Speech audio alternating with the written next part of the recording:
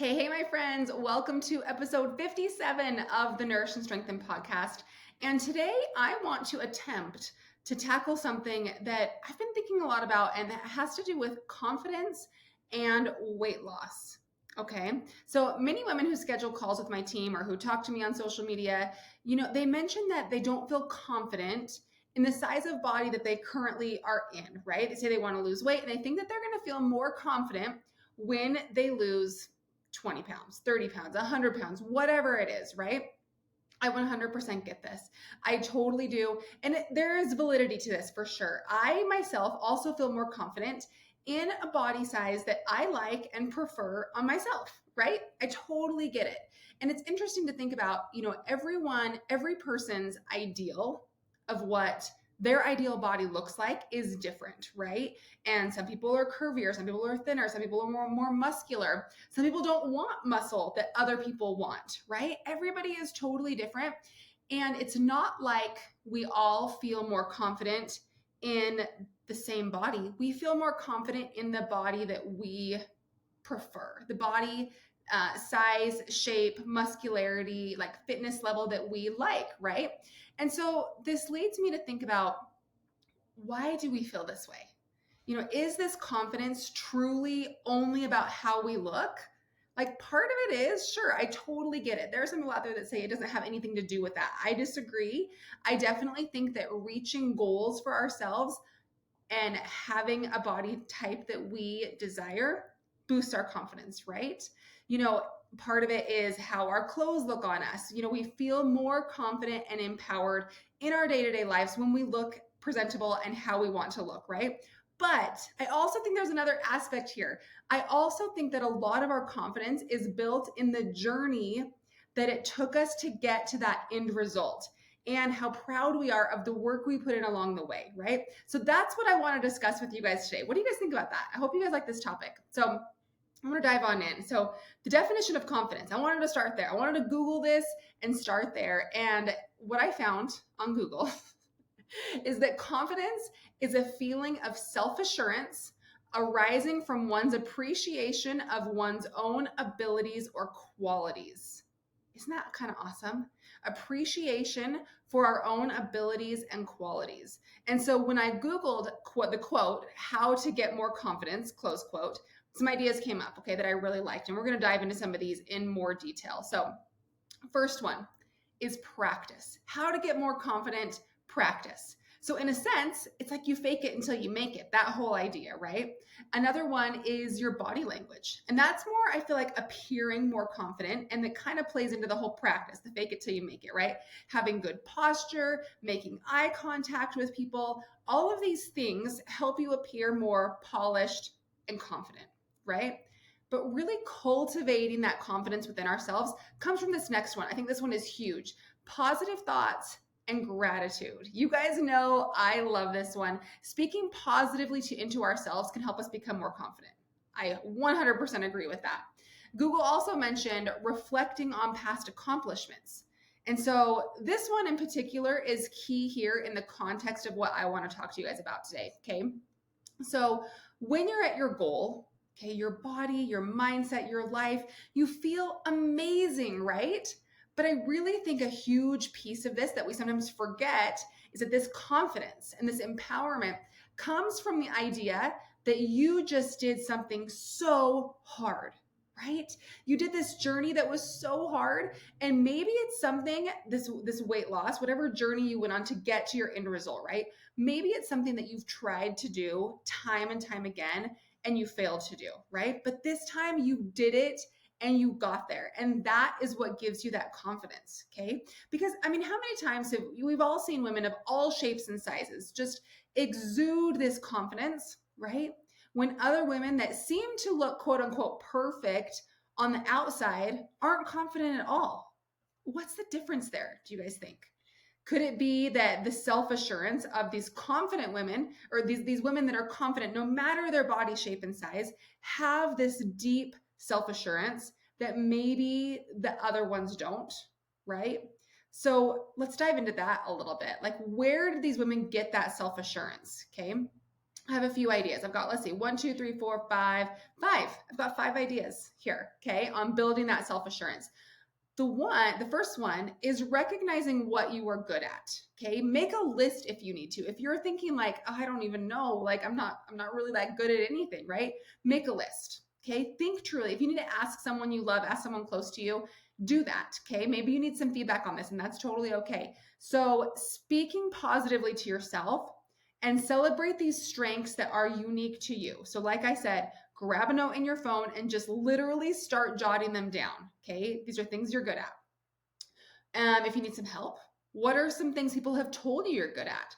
Maybe what are some good things you've done in the past that have had a positive impact on you, your family, your friends, anyone in your life, right? And there's this idea, you guys, you need to really actively focus on creating your self-image how you want it. Okay. So self-image, is how we see ourselves, right? And it encompasses really all the thoughts we have about who we are. If you've seen Inside Out 2 recently, when I was putting this podcast outline together, I thought about Inside Out 2 and her core beliefs, right? The core beliefs that Riley has about herself are what shapes her self-image. Okay. And we can actually work on creating our core beliefs and our self-image exactly how we want them to be. We can get rid of all those negative thoughts and pieces that we don't want to believe about ourselves, and we can replace them with things that we want to believe about ourselves, right? So when we have a positive self-image, it's going to increase your self-confidence, while a negative self-image is going to decrease your confidence, right? And so really, guys, this self-image idea is something that is malleable, something that you can create for yourself. All you have to do is spend more time focusing on your strengths than on your failures. Okay. So make that list, like I mentioned, of things you're good at, things how you benefit the world, and you focus on those things. And when you see things that are, quote unquote failures or things that you're not good at, you don't focus on them unless you're trying to turn them into strengths. That's a different story. But recognizing what you're good at and really focusing on creating the self-image that you want is going to really, really boost your confidence. Okay. Second one, creating a positive network. Okay. Positive network. We all know those friends that they're your friend, but maybe they're more like a frenemy, right? You kind of compare yourself to them whenever you're with them, whenever you see their content on social media, it kind of makes you feel a little bit bad about yourself, right? That's not the network we want. I'm not coming out here telling you to cut people out of your life, okay? But just choose to spend more time and interact more with people that you don't compare yourself to, people that lift you up, people that push you to be the best version of yourself and that are going to help you get to that best version of yourself. Okay. You don't need any more relationships in your life that bring you down, make you feel pretty crappy about yourself, or make you compare. Okay. So creating that positive network and really focusing on spending more time interacting with those people than the other people in your life. Okay.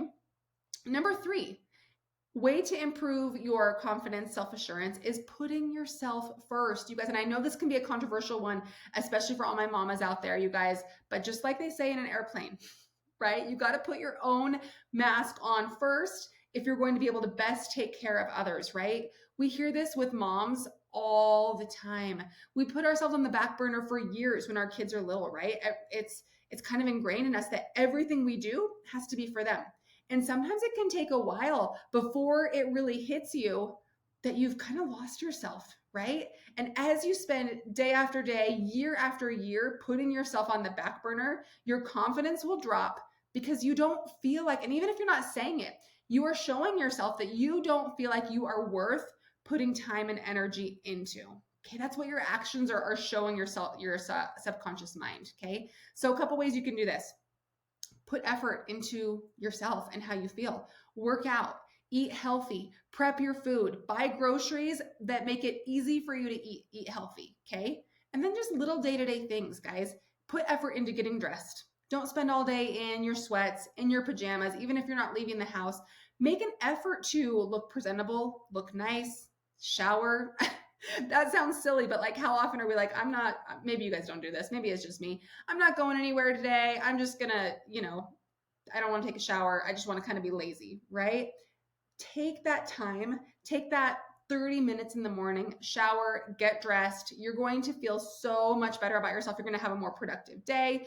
You are just going to really put that idea into your mind that you are worth it. You are worth putting time into, right? Number 4 is honoring boundaries. And this is a good way to put yourself first as well. So honoring your own needs and staying true to your boundaries, whether that has to do with relationships in your life, carving out time for yourself, and creating non-negotiables. This is number 5, but they're kind of really the same thing.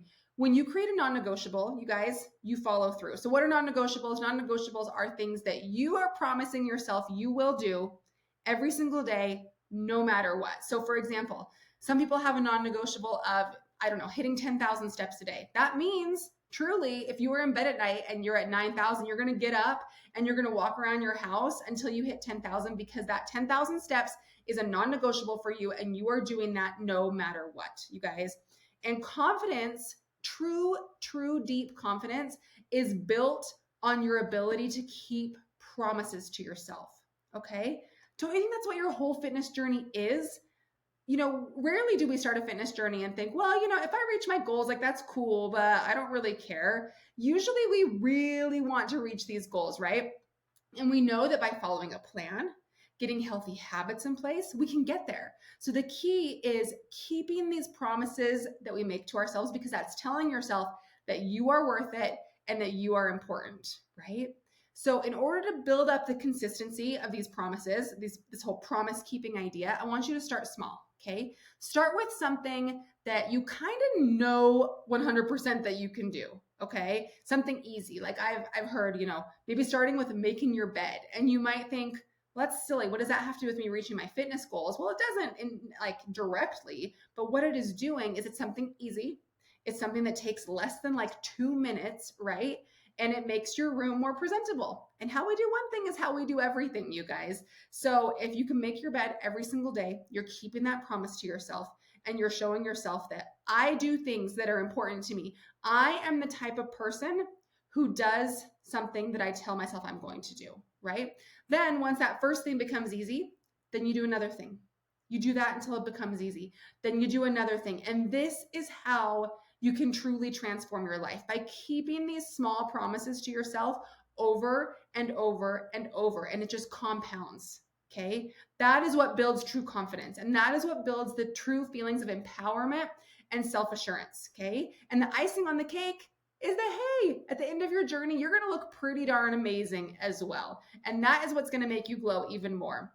The confidence that was built on you making and keeping those small promises to yourself that are going to get you the results you want to see.